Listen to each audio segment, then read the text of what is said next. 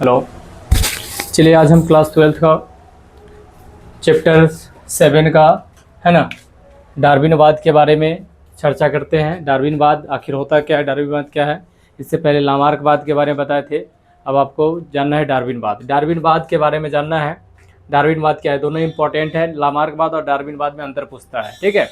तो दोनों difference between डार्विनवाद और लामार्किज्म है ना, उस दोनों में आप डिफरेंस बता सकते हैं। पहले लामार्कवाद आप देख लीजिए, उसके बाद डार्विनवाद भी आज देख लीजिए। देखिए सबसे पहले चार्ल्स डार्विन है ना। डार्विनवाद में डार्विनिज्म जिसको बोलते हैं, चार्ल्स रॉबर्ट डार्विन एक प्राकृतिक प्रेमी वैज्ञानिक थे। कहा जाता है कि यह प्रकृति से बहुत ज़्यादा प्रेम करते थे, है ना। नेचुरल लव है ना, नेचुरलिटी लव, लवर्स कहा जाता है, नेचर लव कहा जाता है इसको, है ना। यह मतलब कि प्रकृति से बहुत ज़्यादा प्रेम करते थे, जिसका जन्म सन 1809 में हुआ था, है ना। इनका जन्म हुआ था 1809 में।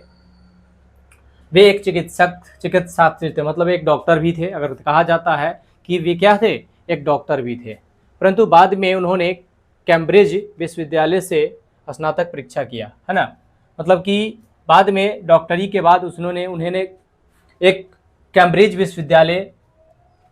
विश्वविद्यालय से उन्होंने स्नातक किया, ग्रेजुएट किए एवं प्रकृतिवादी के पद पर काम करने लगे। अब प्रकृति के बारे में और प्रकृति पद पर वो चले गए। ग्रेजुएट होने के बाद प्रकृतिवादी में वो पूरी तरह से चले गए। चलने के बाद उन्होंने क्रम विकास की व्याख्या के लिए एक प्रसिद्ध प्रकृति चुनाव का सिद्धांत दिया। उन्होंने क्रम विकास का मतलब क्या होता है कि जीवों में होने वाले लगातार परिवर्तन को क्रम विकास कहा जाता है ना। ये चैप्टर 7 का है क्रम विकास, ठीक है, मूल नाम है।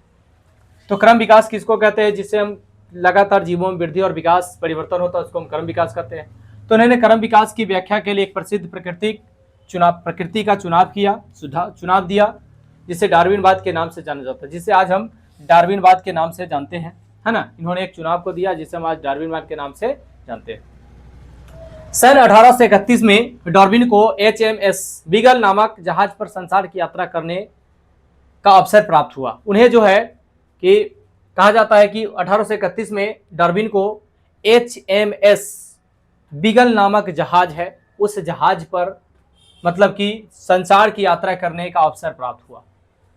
अब देखा जाता है कि उस जहाज पर इन्होंने संसार की यात्रा किया, है ना, और यात्रा किया, प्राप्त हुआ। इस यात्रा का उद्देश्य क्या था, वहां पे गैलापेगोस एक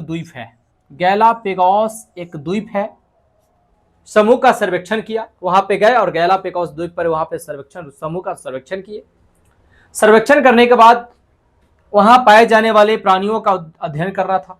वहां पे उनको जाने के बाद उनका उद्देश्य था वहां पे जाकर और वहां के जितने भी जीव जंतु थे सभी के बारे में सर्वेक्षण करना, उसके बारे में जानकारी प्राप्त करना उस द्वीप पर, है ना। गैलापेगोस द्वीप पर सर्वेक्षण करना।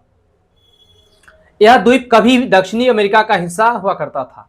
कहा जाता है कि यह द्वीप कभी जो है दक्षिणी अमेरिका का हिस्सा हुआ करता था। आज यह हिस्सा नहीं है, पहले हुआ करता था, आज नहीं है। हुआ करता था मतलब खत्म हो चुकी है। 1831 ईस्वी से 1837 तक उन्होंने यात्रा की। 1831 से लेकर 1836 तक उन्होंने यात्रा के दौरान पौधे, जंतुओं एवं जीवाश्म में पाए जाने वाले विभिन्नताओं का अध्ययन किया, है ना। अध्ययन करने के बाद मतलब उनके बारे में जानकारी प्राप्त किया। जानकारी प्राप्त करने के बाद ये इन्होंने क्या किया, है ना, इसका अध्ययन किया और इसके बारे में प्राप्त किया, है ना, कि जंतु पौधे सभी मतलब हर जगह जो है कि किसी भी जिसमें जंतु हो गए, पौधे हो गए, जीवाश्म हो गए, सभी में विभिन्न प्रकार की अंतरें पाई जाती है ना। इन्होंने अपने मत में दिया। इससे पहले हम लोग लामार्क पढ़े थे, लामार्क में भी बताए थे, है ना। आज आपका डार्विनवाद हो गया, ठीक है।